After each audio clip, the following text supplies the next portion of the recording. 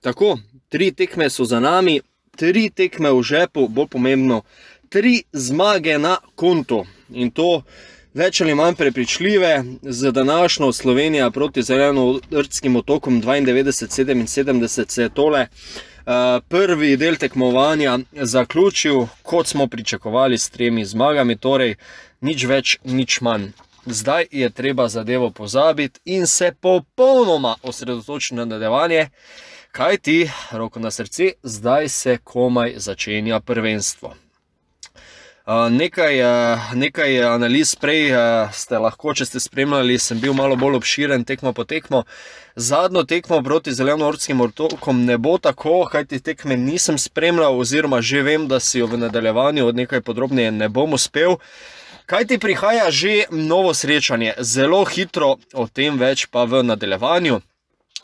Zdaj vas že povabim, da se mi pridružite na tem kanalu, da se naročite. Zakaj? Da se o podobnih analizah še družimo, pokomentiramo skupaj kaj spodaj, pa da bodo še vnaprej kakšni highlightsi, pa saj veste, no. Veliko lahko pridobite, upam da, no, nadejam se tega, nekaj pa tudi ja, seveda. Vabljeni torej, da se naročite. Po črto z današnje tekme Zelenovrtskih otokov Luka Dončić je imel slabo tekmo. To lahko zanj govorimo, predvsem statistično, čeprav, če pogledamo golo statistiko, 19 točk, 7 skokov, 9 asistenc. Za nekoga bi bilo to na svetovnem prvenstvu nekaj izjemnega. Luka je pa danes ob slabem metu bil nekoliko statistično v ozadju.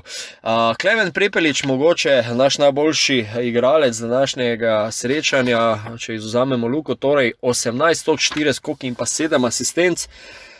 Hkrati se je izkazal spet Bine, 11 točk, Nikolić mu je sledil s prav tako 11 točkami, Tobi 9, Dimes Dragić 6, Čeba 3, Samar 2, Glas je pa še stopil na parket, a se ni upisal med strelce. Kot sem dejal, dajmo tole pozabiti. Zakaj? Kaj ti? Znanje razpored, če tole drži, po pravici povedano, nisem gledal na Fibi, ampak na Flash skoru, ampak resnično verjamem, da drži, kaj ti razpored je že zunaj. V petek ob 14:10 Slovenija-Avstralija. Tekma prvenstva do tega trenutka, brez kakršnega koli dvoma. Kaj ti? Zmaga, pozor, zmaga že pelje naprej. Tako da ne bo se potrebno mantrati proti Nemčiji. Zdaj ne vem točno, kako je za razporedom, oziroma lažjim, oziroma težjim nasprotnikom v primeru zmage tudi v nedeljo, ko se bo Slovenija pomerila z Nemčijo ob 13:10. Ampak tekmo po tekmo, kot smo dejali že vse skozi. 14:10, petek, Avstralija. Upam, da boste že z dela, jaz bom ravno 10 minut, ali pa da nimate popoldanske. V glavnem, spet je malo tako ura, ampak lejte, na Filipinih se bo igralo v tem primeru in nimamo tukaj. Pozabiti vse, to sem povedal že tretjič, ampak res je pomembno, ne zmaga nič, mislim, dobena zmaga ne šteje več, razen to, da smo si prenesli točke naprej, ne šteje nič drugega.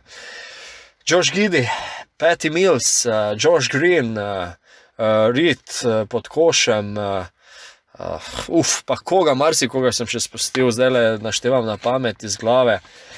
To so igralci, ki se nam bodo zoperstavili, kateri smo v bistvu, kateri so nam zadali enega izmed najhujših udarcev v zgodovini samostojne Slovenije, če se spomnimo poraza na olimpijskih igrah za 3. mesto. Jaz verjamem, da so Luka Dončić in druščina tukaj lačni tega dvoboja, da si po eni strani prav želijo, seveda imamo ogromno spoštovanja, upam, da ne strahu spoštovanja, ampak ogromno spoštovanja do nasprotnika in pa da more vred kri, da moramo imeti krvave oči enostavno, da moramo iti na fight, na glavo, premišljeno, ampak na glavo. Glejte, proti Gruziji je strokovni štab naredil perfektno taktiko. Mi smo popolnoma neogočili njihove glavne igralce, vzeli smo jim vso igro, voljo do življenja, mi pa smo igrali svojo.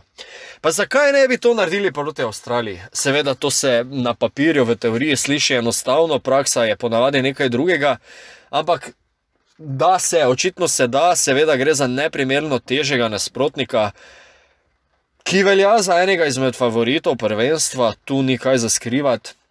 Ampak, lejte, če ste danes poslušali mogoče malo studijo po srečanju, Slovenija je takšen nasprotnik danes v svetu košarke, da vedno lahko in mora ciljati na najvišja mesta. Kljub temu, da imamo sila veliko težav s poškodbami, imamo še vedno Luko Dončića, ki mu fantje izredno sledijo. Jaz pa res mislim, da se je zdajle Luka v tem času dokazal kot lider. Nešteto je bilo situacij, ko smo videli, kako je spodbujal svoje soigralce. In v bistvu tole samo priča, kakšen lider je, vodja moštva na parketu, verjamem, da tudi v slačilnici. To je zdaj ena taka tekma, ko lahko poveže in svojimi potezami, svojimi spodbujanji in samo igro.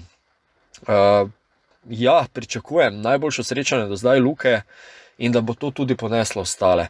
Če je Prepelič tako razpoložen, kot je do zdaj, njegova dobra tekma ponovadi ne izostane.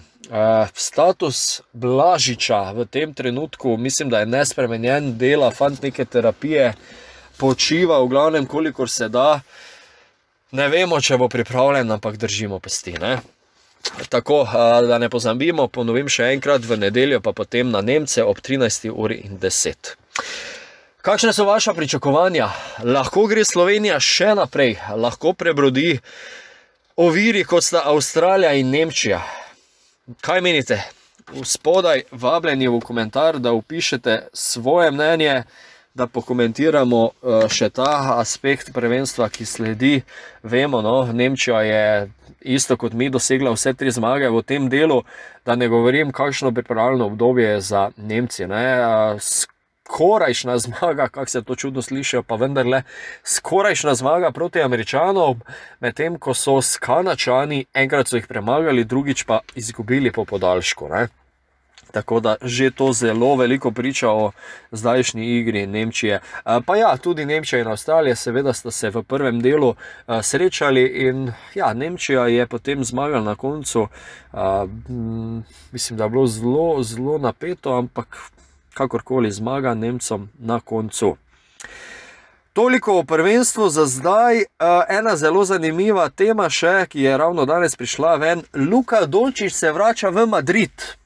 A gre na obisk? A gre igrati v Real? Ne, nič od tega. Mislim, ja, na obisk gre, ja.